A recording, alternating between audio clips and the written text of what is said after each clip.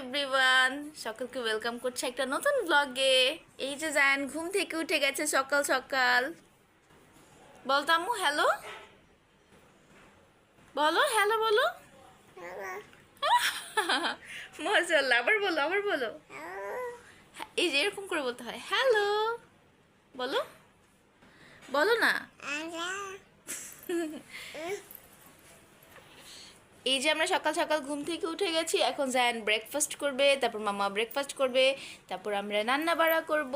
কি করব আমরা বলো তো, বলো নান্না বলো। এই যে এখানে ডাল রান্না করছি, আর এখানে ইন্ডাকশনে আমি অন্য একটা তরকারিও বসিয়ে দিয়েছি।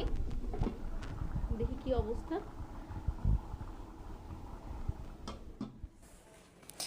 গতকালকে মাংসটা সিদ্ধ করে রেখেছিলাম, একটু পানি সহই রেখে দিয়েছিলাম, আজকে রান্না করব তাই। এই তো কড়াইয়ের মধ্যে কিছুটা পেঁয়াজ আর কাঁচামরিচ দিয়ে দিলাম, তেল দিয়ে এটাকে একটু ভেজে নিই। পেঁয়াজটা একটু নরম না হলে পরে তরকারিটা ভালো হয় না। আর আজকে ভাবছি গুঁড়ামরিচ বাদ দিয়ে কাঁচামরিচ দিয়ে তরকারিটা রান্না করব। এই তো কথা বলতে বলতে আমার পেঁয়াজটা ভাজা হয়ে গেছে। এখন এর মধ্যে আমি বাকি মশলাগুলো দিয়ে দিব। আদা রসুন পেস্ট দিয়ে দিচ্ছি। আসলে এটা রেসিপি না, আমার মন করা রেসিপি দিয়ে রান্না করছি। আর এটা আমার ঘরে বানানো একটা মশলা। মাংসের মধ্যে আমি বাইরের মশলা না, বরং এটাই ইউজ করে থাকি। আর এর মধ্যে এখন হলুদ গুঁড়ো দিয়ে দিচ্ছি। বলেছি তো আগেই, আমি কোনো গুঁড়া মরিচ ব্যবহার করব না, কাঁচামরিচ দিয়ে রান্না করব। কাঁচামরিচ, একটা পেঁয়াজ আর 2 কোয়া রসুন দিয়ে একটু পেস্ট করে নিয়েছি। এখন এটা এই মশলার সাথে দিয়ে ভালো করে ভেজে নেব। মশলাটা ভালো করে কষিয়ে নিলে খাবারের টেস্ট অনেক বেড়ে যায়, তাই ভালো করে মশলাটাকে কষিয়ে নিই। তো এই তো মশলাগুলোকে ভালো করে কষানোর জন্য জারটা ধুয়ে একটু পানি দিয়ে দিলাম। এখন এগুলোকে ভালো করে কষিয়ে মশলার বাড়তি গন্ধটা দূর করে নেব।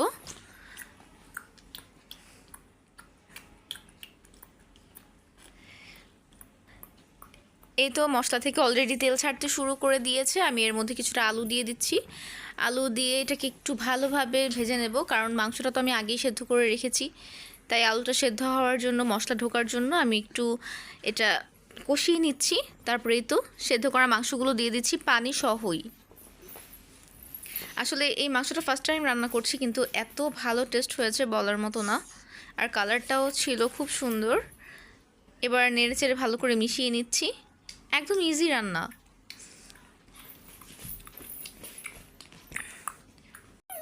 মাংসটা যদিও আমি আগে সিদ্ধ করে রেখেছিলাম, তাই রান্না হতে বেশি সময় লাগবে না, আলুটা গলতে যতক্ষণ সময় লাগে। তাই একটু নেড়ে চেড়ে আমি ঢেকে দিচ্ছি। তো এই তো প্রায় 20 মিনিট পর আমার রান্না কমপ্লিট। কালারটা জাস্ট মাইন্ড ব্লোয়িং ছিল, এত সুন্দর ছিল। আমি এক ফোঁটাও গুঁড়ামরিচ ব্যবহার করিনি, তারপরও কালারটা মাশাআল্লাহ অনেক অনেক সুন্দর হয়েছে। ঘুমোতে ঘুমোতে আমি আমার বাকি কাজগুলো কমপ্লিট করব। আজকে ভাবছি ফার্নিচারগুলো একটু মুছবো। আমি প্রতিদিনই মুছি, তো একটু ভালো করে একটু ক্লিন করব। আর এই যে আমার ভ্যানিটির ভিতরে আমার মেয়ে তো সব সময় একদম ধরতে পারলেই অগোছালো করে ফেলে, কোনো রকম একটু সাজিয়ে রাখি। এই যে মাত্র কাজ শেষ করে বসলাম, শাওয়ার করতে যাব, আর এর মধ্যেই আমার মেয়ে ঘুম থেকে উঠে হাজির। বলো তো হ্যালো, হ্যালো বলো। মাশাআল্লাহ, জায়ান হ্যালো বলা শিখে গেছে। হ্যালো, আবার বলো তো মাম্মা, হ্যালো। মাশাআল্লাহ, সবাই আমার মেয়ের জন্য মাশাআল্লাহ বলে দিবেন, আর সবাই আমার আম্মুর জন্য একটু দোয়া করে দিবেন। বলো না হ্যালো। আমরা লাঞ্চ করব। জায়ান বেবি এখন লাঞ্চ করবে। লাঞ্চ করে তারপর খেলু খেলু, দাদার সাথে খেলু খেলু করবে। মাম হ্যালো বলো না। মা তুমি না বলেছো ফিশ, ফিশটা একটু বলো তো। আবার বলতো ফিশ, বলো। মাশাআল্লাহ। এই যে জাস্ট ফ্রেশ হয়ে লাঞ্চ করে নিলাম, আর এই যে আমাদের জায়ান বেবি ঘুই ঘুই করছে। দেখি মা, দেখি দেখি দেখি দেখি দেখি দেখি দেখি দেখি দেখি কি করছো তুমি? খালি সারাদিন সারাদিন ঘুরি ঘুরি, এখান থেকে ওখানে, এখান থেকে ওখানে খালি ঘুরে আমার মেয়ে। এখন একটু মা আমি রেস্ট করব, রেস্ট করে তারপর বিকাল উঠে আবার চা করব। আসলে কাজ শেষ করা যায় না, একটার পর একটা হতেই থাকে। আর আমার মেয়ে তো অনেক কাজ বাড়ায় এখন। তো এই তো একটু রেস্ট করে আমরা উঠে গেছি ঘুম থেকে। আর এই যে জায়ানকে বই নিয়ে বসিয়েছি। আর এখন এই চা দেখে জায়ান মাম্মাম বলছে। এটা কি মা বলো তো? বলো চা, বলো চা। ভেরি গুড, মাশাআল্লাহ, আমার আম্মা পড়ে ফেলছে সব।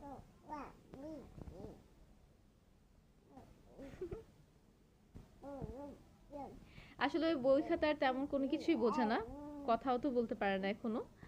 আমার মেয়ের এখনো 1.5 বছর হয়নি, তবে বইগুলো দিয়ে আমি ওকে বসাই যেন ওর অভ্যেসটা হয়।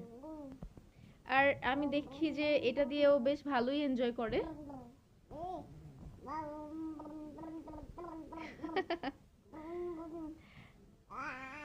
আজকের ভিডিওটা আমি এই পর্যন্তই রাখছি। ভালো লাগলে অবশ্যই লাইক, কমেন্ট এন্ড শেয়ার করতে ভুলবেন না। আর আমার মেয়ের জন্য সবাই দোয়া করবেন।